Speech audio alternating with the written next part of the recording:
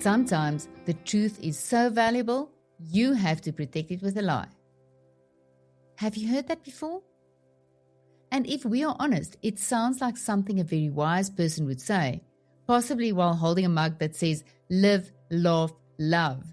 Because let's be real, if a friend walks out wearing that dress, you know the one, and she looks at you and asks, so, what do you think? You don't suddenly feel motivated to speak truth. You feel motivated to preserve friendship. You say, well, it's very you. Then there's work. Your boss pops his head into your office. Can you just help me with this email? Which is code for, please remove the parts where this is clearly my fault. And you tell yourself, it's not lying, it's editing. I'm just being strategic here. Families do it too. Mother-in-law's pudding, smile, nod. I loved it. Because sometimes honesty feels unnecessary. And then there are these heavier moments, not dramatic, just delicate. Moments where you once spoke up and it didn't go well. You were misunderstood, blamed, quietly pushed to the edges. So you learn, you soften your words, you edit yourself, and you show up pleasant, agreeable, easy.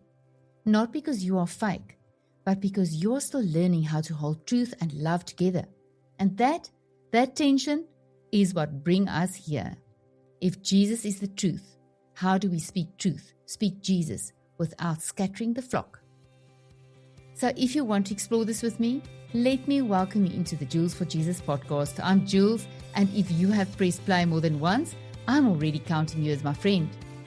This is where scripture meets real life, where faith gets honest, where we ask Jesus to walk into the spaces we usually try to manage ourselves. And today, my friend, we are talking truth. But more than that, we are talking about the Good Shepherd test. Did you know that truth has a name? In John 14, Jesus says, I am the way and the truth and the life. Not I teach truth, not I point toward truth. I am the truth. So, truth is a person. And if truth is a person, then when we say I am just speaking the truth, we are actually saying I am speaking Jesus. And that, my friend, isn't a small claim. And precisely for this reason, let's break it down, because Jesus is not truth in isolation. The same Jesus who says, I am the truth, is also the way and the life. And the same Jesus also reveals a Father who is love. And love isn't secondary. It's the first and the greatest commandment. Everything, the law, the prophets, hangs on love. So if I ever say, well, I only speak the truth, that's my non-negotiable, I must pause. Because Jesus is not only truth, He is love. He is light in the darkness. He is the good shepherd. He gathers, not scatters. He's the way, He's the life, His righteousness, His peace. It's never either or with Him. It's always and. And Scripture warns us not to add or take anything away from the Word. And who is the Word? The Word became flesh. The Word is Jesus. So if I bring truth, but leave out love, leave out shepherd, leave out restoration, I'm not bringing the full Christ. I am bringing a fragment, my friend. Jesus calls Himself the Good Shepherd. And what does a good shepherd do? He gathers, He protects, He leads, He restores, He doesn't scatter. The enemy, on the other hand, scatters. The enemy divides. The enemy breaks unity. In Matthew 12, Jesus says, whoever does not gather with me scatters. So, my friend, before we speak truth, we must ask ourselves, will this gather or scatter? Will this protect what God entrusted to me or expose it carelessly?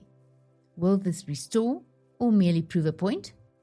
Because truth that scatters the flock cannot be reconciled with the characteristics of a good shepherd, can it?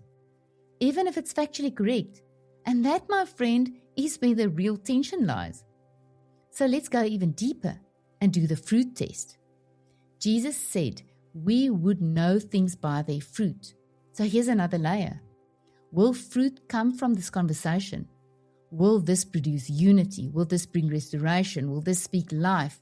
Or will it produce fear, anger, division? Truth without love can look bright to the one who speaks it, but does it bring the light to the one who hears it? It can sound bold, but boldness is not the same as Christ. If what I call truth consistently produces destruction, I must pause. Because Jesus never acted to destroy. He exposed sin, yes, but always to save, always to restore. Love is the ultimate restitution.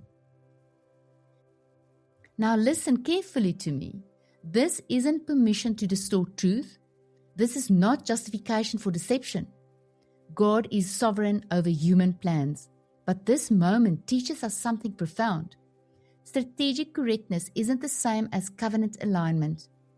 Facts alone are not the full picture. Scripture says, test everything, hold fast what is good. Even wisdom must be tested. Even correct advice must be weighed, not only by accuracy, but by alignment with the shepherd. And my friend, here is what we mustn't miss. Before you speak, before you correct, before you defend, pray. Ask, Lord, what do you want me to do here? Should I speak? Should I wait? Should I remain silent? Should I soften? Should I confront? And if you want me to speak, Lord, speak through me. Touch my lips, guard my words. Let me not speak my ego, my irritation, or my fear. Let me speak Jesus. Because even the right framework without prayer becomes self-reliance. So let's bring this home for you. Think about the dress, the email, the dessert.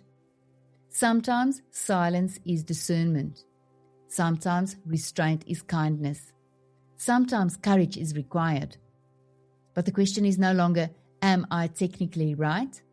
The question is, am I reflecting the full identity of Jesus? Truth, love, light, shepherd, life, all of him. So my friend, this week ask yourself, if I bring this truth, will it gather or scatter? Will it bear fruit? Will it reflect love? What is my intentions here? Because if Jesus is your non-negotiable, we bring him fully, not partially, not one attribute, the whole shepherd. And that shows up in kitchens, in conversations, and in ordinary Tuesdays like today. And oh, before I go, if you ever see me standing in the kitchen finishing my grandmother's dessert, smiling as if it's Michelin star cuisine, just know, I'm still discovering what it means that truth is a person. Still learning that being technically right is not the same as reflecting the shepherd. Because Jesus never asked me to win arguments. He asked me to tend the flock. And fruit always tastes like love. I'm Jules, and I'm for Jesus. And I'm still discovering, still refining, still choosing to bring the whole Christ to the table. Can't wait for us to chat again when you hit play on the next episode.